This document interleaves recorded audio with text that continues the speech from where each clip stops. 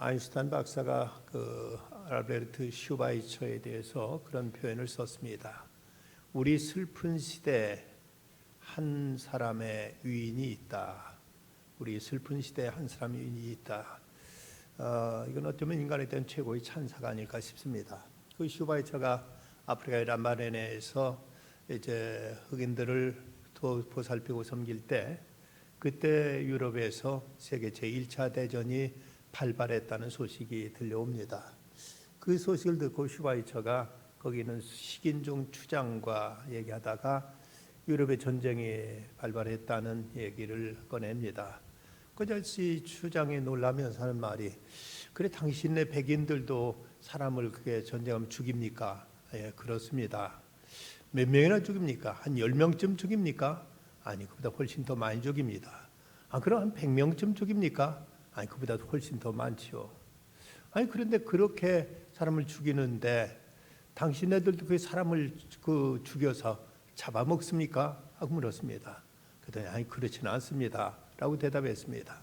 그랬더니 이 식인종 추장이 하는 말이 참 이상하다. 사람을 잡아먹지도 않으려면서 왜 그렇게 많이 죽이는가 하고 이렇게 얘기를 하더라는 것입니다. 사람을 먹기 위해서 잡아 죽이는 사람이 더 잔인하고 못됐는지, 먹지도 않으려면 사람을 이렇게 몇 몇만, 몇 수십만씩 죽이는 소위 문명이라고 하는 인이라고 하는 사람들이 더 잔인하고 못됐는지 글쎄 어떤 대답을 내리기도 쉽지 않을 것 같습니다. 원자폭탄 제조의 책임자였던 로버트 오펜하이머 박사가 미국 의회에 출석해 가지고 그 원자폭탄의 그 가공할 위력에 대해서 의원들 앞에서 설명을 했습니다. 그러자 이 의원들이 이 가운데 질문이 나오기를, 그러면 그 엄청난 위력, 그 엄청난 가공할 그 원자폭탄의 그 위험을 막을 수 있는 길은 뭡니까? 라고 묻자 오펜하이머 박사가 대답한 말은 그것은 평화밖에 없습니다 라고 대답합니다. 그럼 그 평화는 어디서 찾을 수 있습니까? 그러자 오펜하이머 박사는 글쎄 그건 저도 모르겠습니다 라고 이렇게 대답했다는 것입니다. 인간의 3대 욕망이 뭐라고 생각하십니까? 혹자는 말하기를 오래 사는 것, 부자 되는 것, 또 하나는 원수 갚는 것이라고 한답니다. 인간들의 마음속에 있는 사람에 대한 증오심, 사람에 대한 복수심, 이런 것들로 인해서 이 땅에 전쟁과 갈등, 싸움, 분쟁은 끊이질 않습니다.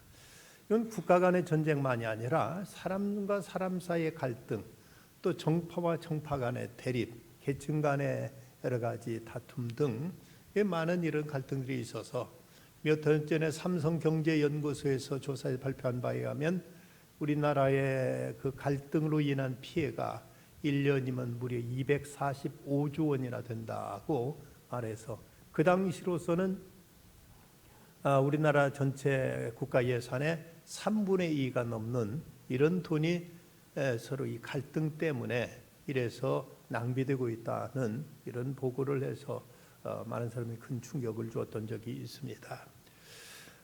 우리나라의 그 갈등 지수가 OECD 평균치보다 훨씬 높은데, 우리나라 한국 사람 갈등 지수가 경제협력개발기 OECD 평균치만 된다면 1인당 국내 총생산이 7 내지 21%가 증가될 수 있다는 이런 이제 조사 보고도 나온 바가 있습니다. 중세 한 수도원에 낯선 사람이 하나 찾아 기웃거리면서 문을 두드립니다. 근데 거기 수도자가 하나 나와서 누구를 찾습니까? 라고 묻자 이 찾아온 사람이 하는 말이 평화를 찾습니다 라고 대답합니다. 그런데 이 낯선 나그네는 바로 그 신곡의 작가 단테였습니다. 단테는 말하기를 이 세상에는 모든 화살이 지향하는 관역은 바로 평화라는 이런 말을 했습니다. 이 땅의 모든 존재들, 이건 사람이든 짐승이든 동물이든 식물이든 할 것 없이 모든 이 땅의 존재에는 누구나 다 평화를 지향하지요. 군뱅이도 지렁이도 밟으면 꿈틀거린다고 누구나 다 평화를 원하지만, 그러나 그렇게 기대하는 평화는 요원해 가기만 한 우리의 실정입니다. 경제는 이전보다 훨씬 나아졌다고 하고 과학 문명은 많이 발달했지만 그럼에도 인간의 갈등은 점점 더 심화돼 가고 있는 것이 인간의 비극이 아닌가 하는 생각을 갖게 됩니다. 이 화평이란 말, 일반 평화 또는 평강 또는 이제 화목 등 여러 가지 우리말로 쓰여질 수 있는데 이 말이 헬라어로는 에이레네라고 하고 히브리어로는 샬롬이라고 말하고 있습니다. 이 샬롬이란 말은 단지 우리들의 마음이 안정된 상태를 뜻하는 정도가 아니라 이 말은 우리들의 모든 상태가 가장 건강하고 가장 온전함의 상태라고 이렇게 신학자는 정의하고 있습니다. 마치 인간이 범죄하기 이전에 에덴 동산에서 있던 그때의 모습이 이때가 참된 샬롬이 이루어진 때다.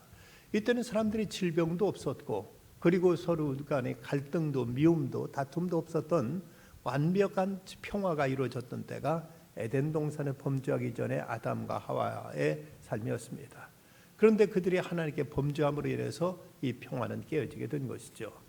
그런데 장차 우리가 가게 될 그 천국은 천국에 대한 모형이 에덴 동산이라면 앞으로 우리가 들어가게 될 그 천국은 이곳은 진정한 완벽한 평화가 이루어진 곳이다고 이렇게 말할 수가 있을 것입니다. 요즘 표현대로는 이 평화라는 것, 샬롬이라는 이 말은 어찌 보면 웰빙이라고 말할 수도 있을 것입니다.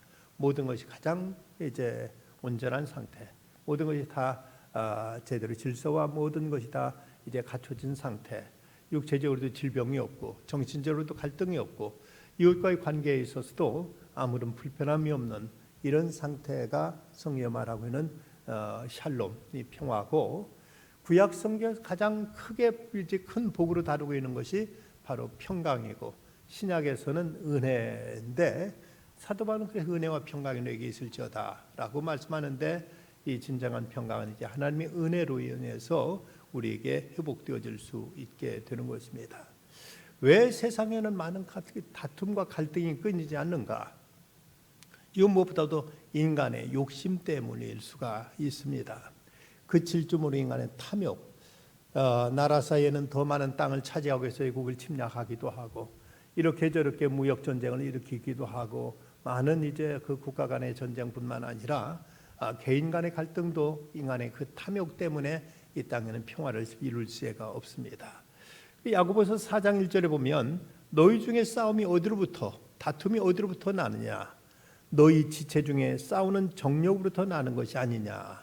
인간의 그 정욕, 인간의 욕심 때문에 세상에는 늘 싸움이 끊이지 않는 것입니다. 그런가 하면 인간의 그 상대방을 인정하지 못한 독선과 교만 때문에 이래서 세상에는 또 평화를 찾아볼 수가 없게 됩니다. 서로가 인정하고 서로가 받아들이면 그럼 평화할 수 있을 텐데 자기만 옳고 자기만 잘났다는 이 생각 때문에 상대방을 인정하지 않다 보니까 서로 미움과 갈등이 끊일 새가 없는 것이죠. 이건 정치 세계가 그러고 또 이제 국가 간에도 그러고 여러 가지 개인 간에도 늘 서로 불편함과 다툼이 있는 것이 바로 인간의 교만 때문에 그런 일들이 끊이지 않는 것입니다. 또 하나는 이 사람들의 그 증오와 불신 이것으로 인해서 세상에는 또한 싸움과 다툼이 항상 이제 계속되고 있는 것을 보게 됩니다. 이스라엘과 아랍 사이에서도 늘 이제 서로 갈등이 있는 것이 서로에 대한 증오심 그리고 적대심 그리고 불신 이런 것들로 인해서 항상 세상의 어떤 화약고가 늘 그곳에 떠나지 않은 것을 볼 수가 있습니다. 톨스토이 작품 가운데 재난의 원인이라는 단편이 있습니다. 동화 같은 얘기입니다만은 이웃집에 이웃 간에 살고 있는 사이좋게 잘 지냈는데 어느 한쪽 집 닭이 이웃집으로 이제 넘어가서 얼마 있다 꼬꼬대 가고 닭이 이제 소리를 내고 돌아옵니다. 그래서 이쪽 집 아이가 그 저쪽 집 아이한테 우리 집 닭이 너네 집에 가서 달걀을 낳았으니까 그 달걀 달라 하고 이렇게 얘기합니다. 아이가 이제 돌아가 가보더니 없다고 잡아떼는 겁니다. 그러자 이 아이가 왜 분명히 방금 그 닭이 알 낳는 소리는 왜 없다고 하냐 하고 서로 둘까지 토닥거려서 싸움이 벌어졌습니다. 아이들 싸움이 이제 엄마들 싸움이 되고 엄마들 싸움이 이제는 남자들 간의 싸움이 돼가지고는 한참 바퀴 더 싸우다가 한 사람이 억울했던지 상대방의 집에다 불을 질러버렸습니다. 그저 불이 타오르면서 불길이 바람 휙 불자 이쪽 집으로 불이 번져버리고 말았습니다. 양쪽 집 다 집을 고스란히 홀랑 태워버리고 나서 밤중에 저들 오갈 데 없는 가운데서 밝은 달빛 앞에 처량하게 쳐다보다가 도대체 이런 끔찍한 재난이 어떻게 일어났는가? 이것이 달걀 하나 때문인가? 서로에 대한 불신과 서로에 대한 이제 그 미움, 이런 것이 두 사람 모두 다 집을 잃게 되는 이런 불행을 저울하고 말았다고 돌스토이는 그의 소설을 통해서 이렇게 지적하고 있습니다. 오늘 말씀을 보면 화평케 하는 자는 복이 나니 그들의 하나님의 아들을 일컬음 받을 것이다 하고 말씀합니다. 일컬음 받을 것이라는 말은 헬라어 시대는 미래 수동태로서 앞으로 하나님의 아들이라 불림받게 될 것이라는 이런 말씀인데, 그럼 누구에 의해서 하나님의 아들을 불림받게 되느냐? 먼저는 하나님으로부터 우리가 너는 내 아들이다 하는 이런 이제 인정을 받게 될 것이라는 말씀입니다.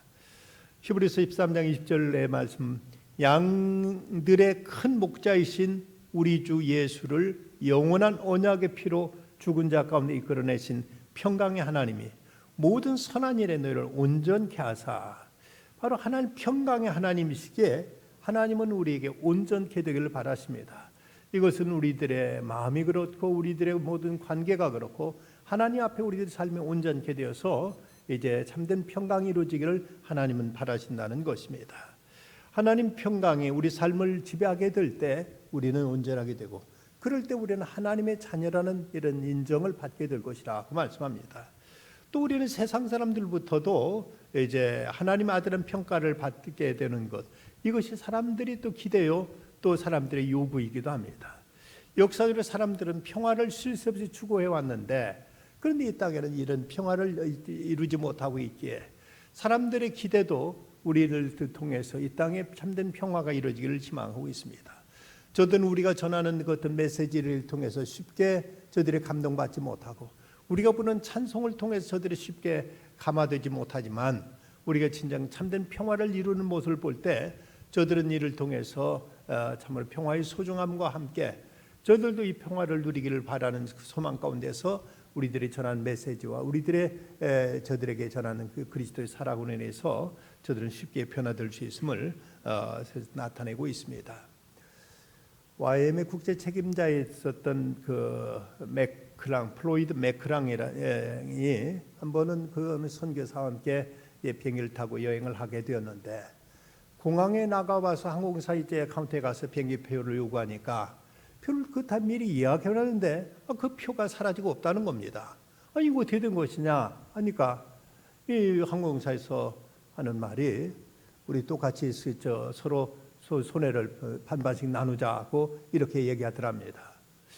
그러자 이 맥클랑이 그 말 듣고 좋다고 그러자고 이렇게 수용하는 모습을 옆에 있는 선교사 보더니, 아니 당신 책임이 전혀 없는데, 이건 전적으로 항공사 책임인데 왜 당신이 거기에 손해를 같이 나누느냐 했더니, 내가 평화를 잃지 않기 위해서 그렇다고 이렇게 얘기하더랍니다.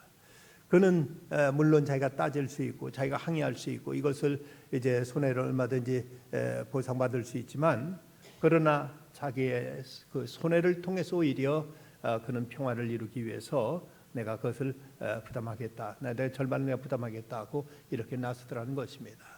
때로 우리는 평화를 이루기 위해서는 내가 손해봐야 될 때가 있고, 내가 양보해야 될 때가 있고, 내가 때로는 저주해야 될 때도 있습니다. 세상 사람들은 우리에게 바로 이런 어떤 희생적인 이런 우리들의 양보를 통해, 우리들의 손해를 통해서도 이들이 평화를 기대하고 평화를 우리에게 요구하기도 하는 것입니다.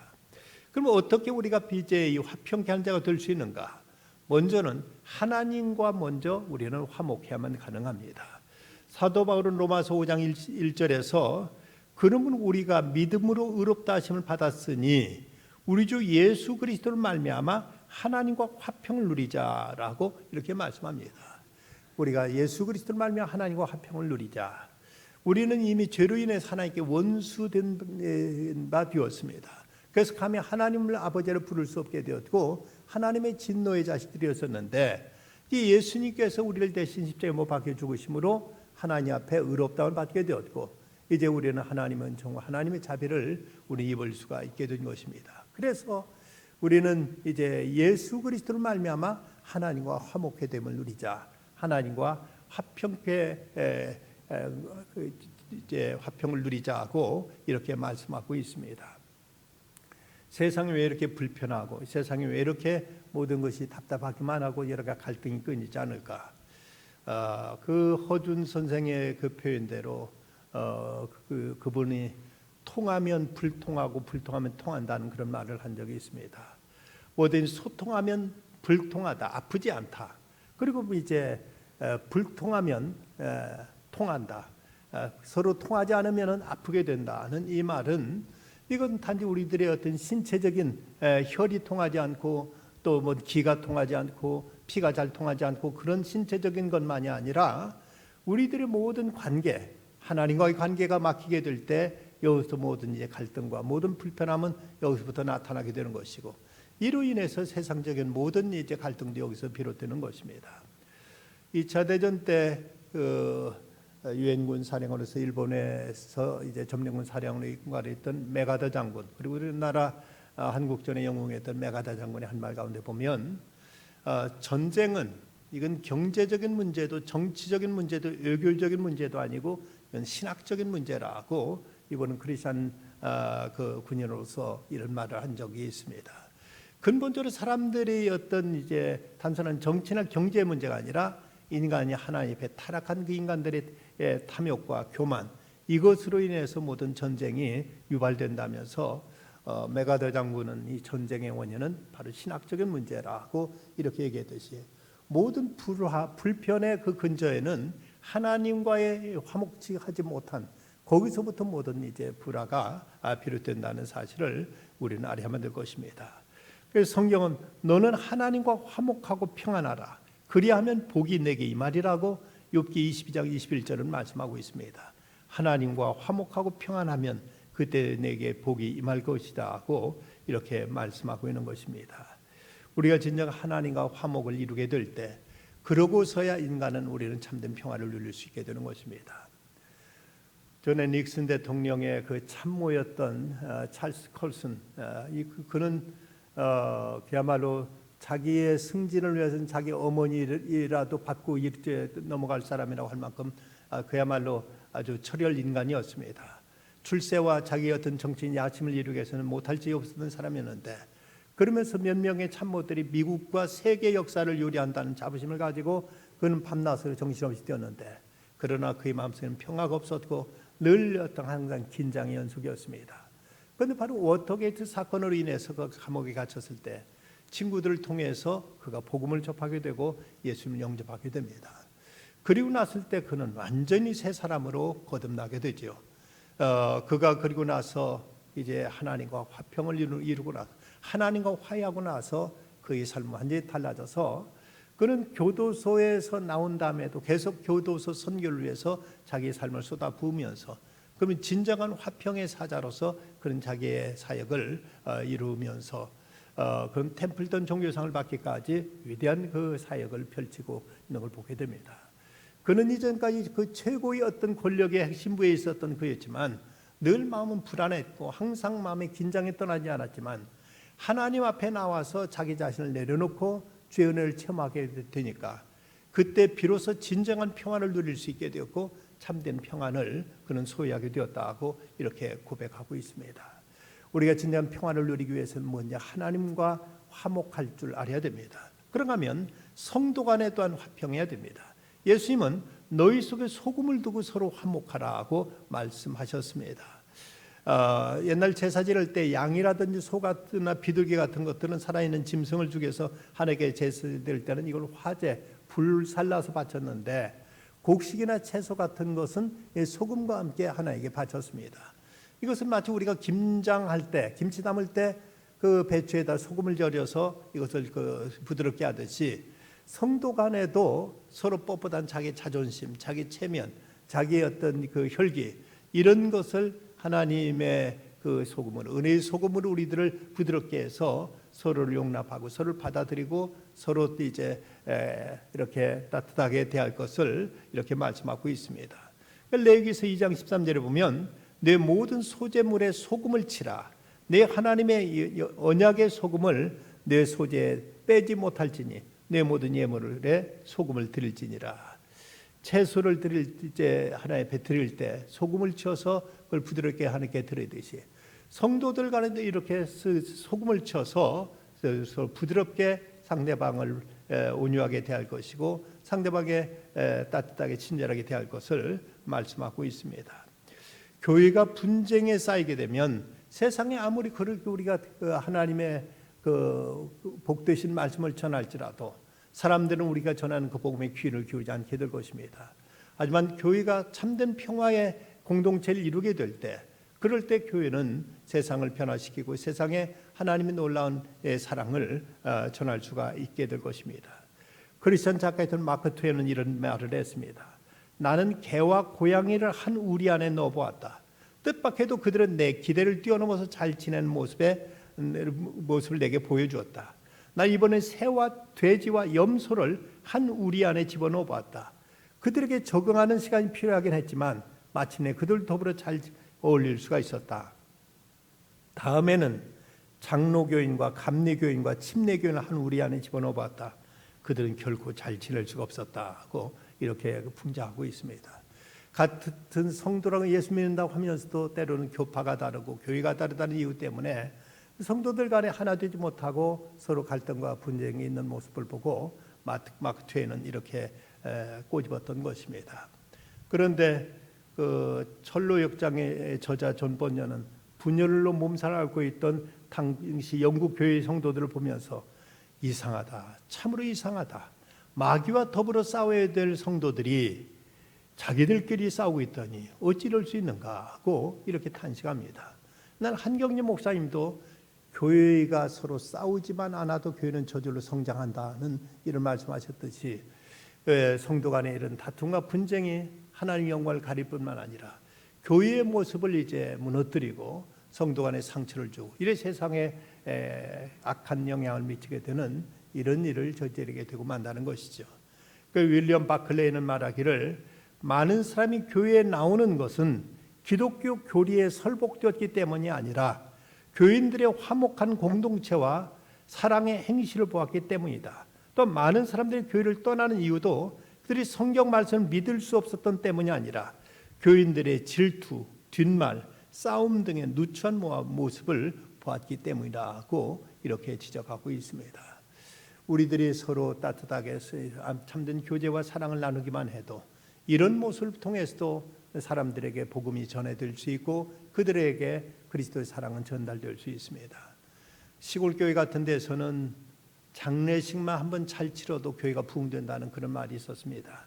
성도 간에 이제 어느 집에 상을 당하면은 모든 성도들이 다 달라붙어서 그저 이렇게 정성껏 장례를 치러주는 모습을 보고 그 마을 사람들이 그런 모습이 부러워서 교회 나온 예가 허다했기 때문입니다.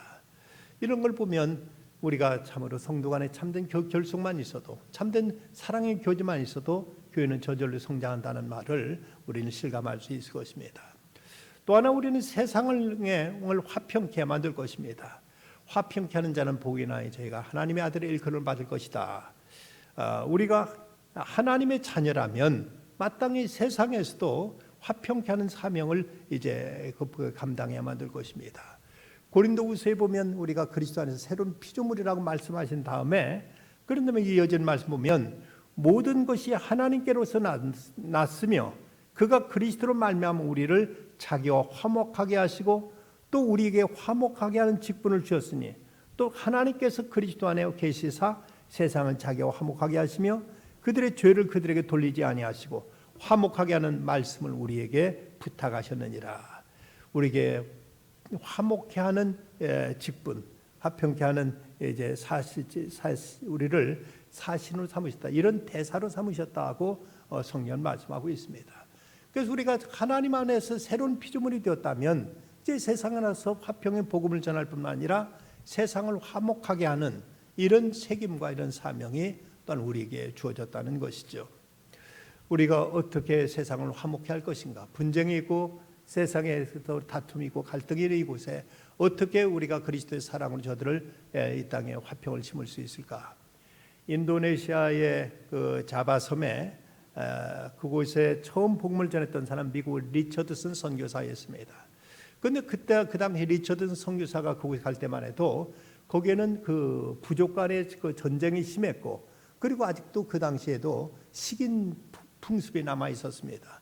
그 사람을 잡아먹고 이걸 서로 또 부족 간에 싸우다가 싸움을 종식시키기 위해서는 한 부족의 다른 부족에게 그 아기를 제물로 주어야만, 그러면 전쟁이 끝나고 이제 평화가 이루어지곤 했던 것입니다. 이 리처드슨 선교사가 그곳에 간 지 2년째 되었을 때, 그때도 그 부족 간에 아주 심한 전쟁이 이제 벌어졌습니다. 저들이 서로 죽고 죽이고 하는 이런 그 전쟁 한 마당에 어느 날 이 리처드슨 선교사가 한 아기를 안고 저들에게 찾아가서 이제 내가 여러분들에게 그 평화의 아기를, 평화의 제물을 내놓습니다라고 이렇게 얘기하더라 하면서 아기를 내놓았습니다. 그 부족 깜짝 놀라 그 아이를 받고 보니까 바로 이 선교사의 아이였습니다. 그걸 보고 이 자바섬에 살던 그 부족들은 눈물을 흘리면서 선교사의 그 뜨거운 사랑과 그들을 향한 충정에 감동되어서 다시는 식인 풍습을 없애고 부족 간의 싸움도 종식하게 되었다고 합니다. 뭔가 내 자신의 희생을 통해서 사람들에게 그리스도의 평화를 전하게 될 때, 그럴 때 세상에도 진정한 평화가 이루어지게 되고, 이럴 때 세상에 참된 샬롬은 성취될 수가 있는 것입니다. 조선조 효종 임금 때 정태화라는 그 재상이 있었습니다. 이분이 과거에 일제에 합격하고 3대 임금에 걸쳐서 재상에 있었던 분인데, 그분의 호가 양파라는 호를 가진 분이었습니다. 근데 그분의 동생도, 정태화의 동생이 정치화였는데, 동생도 함께 과거에 합격해가지고 이제 정부 요직에서 나라를 위해서 봉사하고 있었는데, 그런데 그때 이 정태화는 우암 송시열 선생을 가까이 모시면서 이제 자주 교분을 갖고 했습니다. 그런데 웬일이니 그 동생 정치화는 그 송시열에 대해서 아주 못마땅하게 생각하고 그를 멀리하고는 했습니다. 우암 송시열이 이 정태화의 집에 오기라도 하면은 이 그 동생 정치화는 그만 그 다른 데로 자기 몸을 숨기고 만나기조차도 않았습니다. 근데 한 번은 이제 그 두 형제가 집에 있는데 송시열이 대감이 이제 그 집에 찾아왔습니다. 찾아오자 이 동생 정치화는 금방 자기 방으로 쑥 들어가 가지고는 몸을 숨기고 자기 몸을 드러내지도 않았습니다.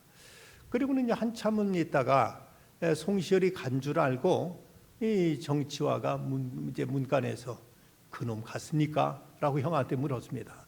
이거 큰일 날 일이죠. 이 송시열 그 대감을 그놈이라고 불렀으니, 그러니까 이제 형 정태화는 그만 머리가 쭈삣하고 등에 식은땀이 났습니다. 이거 어떻게 수습하나 하다가 이 기제를 발휘해서 정태화가 동생한테, 그래 그놈은 갔다. 저 과천에 저 묘직이 그놈은 갔고 지금 우암 선생 오셨으니까 너 들어와서 인사드려라 하니까 이 안 간 줄 알고 말을 함부로 했다가 그만 그 소리에 그는 들어가 가지고는 인사함으로써 화를 모면할 수 있었다는 것입니다. 때로는 우리들 인간의 기지라든지 사람들의 어떤 지혜를 통해서 갈등을 우리가 종식시키고 서로 우리가 이제 오해를 이제 불모로써 사람 간에 있어서도 싸움을 이제 우리가 할 수 있는 대로 화해시킬 수 있는 것, 이것이 우리가 이제 세상 속에서 해야 될 우리들의 책임이며, 이를 위해서 우리는 세상의 화평의 복음을 전해야 될 것을 성경은 말씀하고 있습니다. 2013년도 12월 5일 날 타계했던 넬슨 만델라는 남아공 그 전 대통령, 그는 이 땅의 의를 위해서 핍박을 받거나 평화를 꿈꾸는 모든 사람들에게 정의의 최후의 승리를 믿게 하는 불굴의 용기와 영감을 보여주었습니다. 그는 우리 27년간 옥살을 했음에도 불구하고 그는 누구에 대한 미움도 증오도 어떤 적개심이나 복수심도 없이 남아공을 그토록 흑인과 백인이 그토록 극렬하게 대립하던 그 나라를 평화와 서로 화해와 용서로 하나를 묶었던 이 시대의 참 위대한 지도자였습니다. 이 1995년 출간되었던 그의 자서전 자유를 향한 여정에서 그는 이런 말을 하고 있습니다. 가장 위대한 무기는 평화다.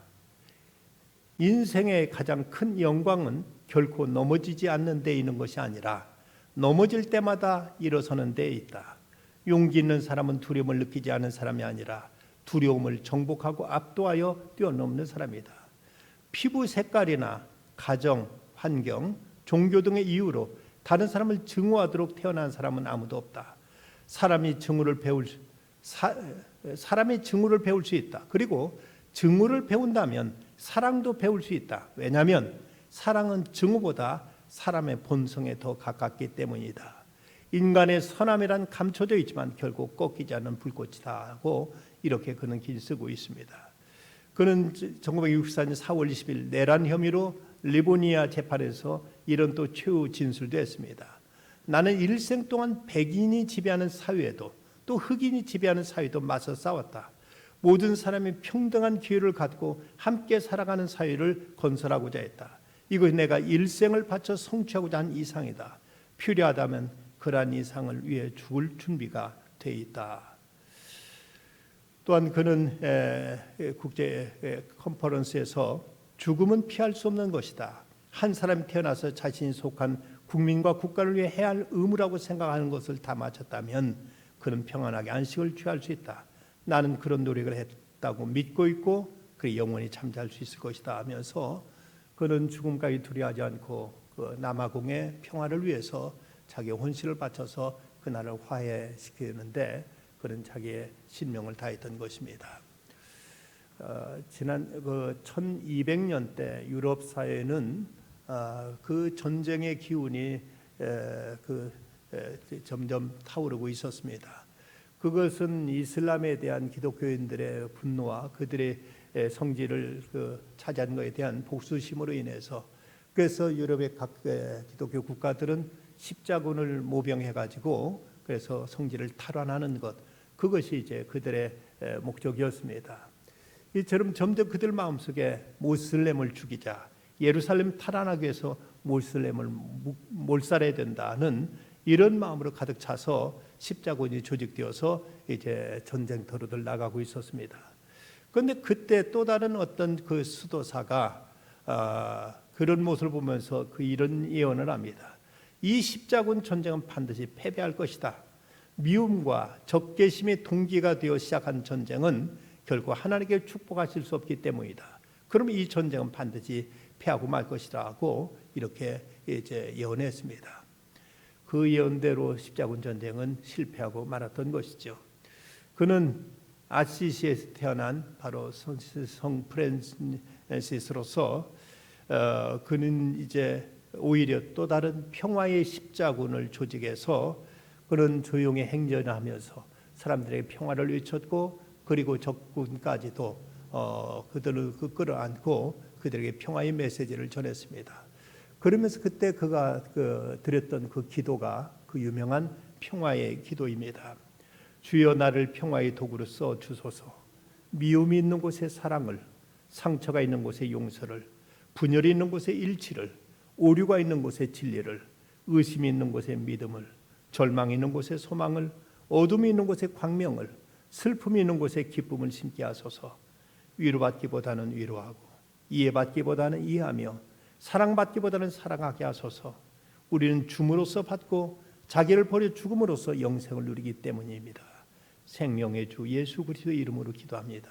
고 이렇게 프란시스는 평화의 기도를 드렸습니다. 우리가 세상에 살아가면서 가장 소중한 것이 있다면 바로 이 평화가 아닐까 싶습니다. 우리는 다른 모든 걸 다 갖추고서라도 평화 한 가지 없으면 결국 우리는 행복하지 못합니다. 어떤 세상의 높은 지위에 있은들 아무리 많은 이제 고대강이 좋은 집에서 많은 재물을 가지고 호화롭게 산들 평화 한 가지가 깨어져 버리면 결코 우리들은 삶이 복될 수가 없는 것입니다. 우리는 하나님 앞에 가장 그 불제 아름다운 평화를 누렸던 사람들이었지만 그의 인간의 죄로 인해서 이 평화는 깨져 버렸고 이로 인해서 늘 세상 갈등과 미움과 전쟁은 끊일 수 없게 되었습니다. 그런데 우리로 하여금 한 예수님께서 우리 대신 그 하나님 앞에 이제 화목 제물이 되심으로 그래서 하나님과 우리가 화목하게 되었습니다. 이 때문에 우리는 하나님께로부터 너는 사랑받는 내 아들이라는 하나님의 영접을 받게 되었고 하나님의 사랑받는 자녀로 우리는 새 삶을 누리게 되었습니다. 그렇다면 우리는 날마다 그리스도로 말미암아 하나님과 화평을 누려야 될 것이고 그리고 사랑하는 성도들 간에 이제 평화를 우리가 이루면서 살아가야 될 것입니다. 천국은 참된 샬롬이 있는 곳, 참된 평화가 있는 곳입니다. 천국에 가기 위해서는 이 땅에서 천국 생활을 연습해야 될 터인데 그것이 바로 우리가 이 교회 생활을 통해서 우리는 천국 생활을 미리 연습할 수 있게 될 것입니다. 서로 용납하고 서로 화해하고 서로 아름답게 교제하고 사귀면서 그러면서 우리가 이 땅에서 평화를 우리가 실천해 나갈 뿐만 아니라 우리는 이 믿지 않는 사람들에게도 평화의 복음을 전할 것이고 그들에게도 그리스도의 복된 소식을 전해서 저들까지도 이제 하나님과 화해하고 하나님의 사랑 안에 가도록 우리는 저들을 주님 품만으로 이끌어야만 될 것입니다. 그러게 될 때 화평의 평화의 주님은 우리 가운데 함께 하실 것이며 우리로 하여금 참으로 영혼의 평안뿐만 아니라 이제는 육신의 평안까지도 경제적인 평안과 물질적인 평안 그리고 육체적인 평안 그 평화까지도 하나님께 우리에게 허락하심으로 우리는 이 땅에서 그리고 영원한 천국을 우리가 경험하면서 맛보면서 살아갈 수 있게 될 것입니다. 화평케 하는 자가 복이 있다. 저들이 하나님의 자녀라 하나님의 아들이라 일컬음 받게 될 것이라고 말씀합니다. 우리가 하나님의 자녀라면 주님과 온전한 평화를 이루는 중에 주께서 우리를 용납하신 같이 우리도 이웃을 용납하고 이웃을 사랑을 품음으로써 이 땅의 평화를 실천한 중에 이 땅에 우리가 천국을 경험할 뿐만 아니라 주님을 모르는 영혼들에게 평화를 전해서 저들까지도 하늘의 백성으로 삼을 수 있는 우리들의 맡겨진 소명을 다함으로써 하나님의 자녀란 이름하에 부끄럽고 없이 기쁨으로 담대하게 살아가는 우리가 되어야 되겠습니다. 기도하십시다. 거룩하신 아버지 하나님, 이 환난 많은 이 땅을 불쌍히 여겨 주시옵소서. 이 나라가 아직도 남북이 대립하고 있고 또 정파 간에 말할 수 없는 갈등이 심화돼 가고 있고 각계각층 여러 가지 하나님의 계층과 또 이제 지역과 세대 간의 갈등이 항상 끊이지 않고 있는 이 불편한 시대를 살아가고 있는 저희들입니다. 이런 이 땅에 주님이 평화의 왕으로 오셨사오니 아버지 하나님 저에게 참된 평화를 허락하여 주시고 주님께 대속하신 그 대속의 은총 힘입어서 날마다 하나님을 아버지로 모시고 하나님과 늘 화평한 관계를 이루며 살 수 있게 해주시고 그 사랑에 감동되어 성도 간에도 진정한 평화를 나눌 수 있게 하여 주시옵시며 또한 저희들이 이제 믿지 않는 세상 사람들에게도 평화의 사신으로 저희들에게 평화의 복음을 전하며 그리스도의 사랑을 전하여 이 땅에 평화를 심을 수 있는 저희들 되게 해 주시옵소서. 그리고 저희로에게 하나님의 아들이라는 그 이름 앞에 부끄럼 없이 살아갈 수 있는 저희들 되게 해 주시옵소서. 복음 들고 땅끝까지 나가 사역하고 있는 주의 종들에게 오늘도 크신 은혜와 능력으로 함께하여 주시옵시고 또 우리 자녀들에게 평화의 복음을 전하는 우리 선생님들의 수고가 아버지 하나님 알찬 결실로 열매 맺게 하여 주시옵소서.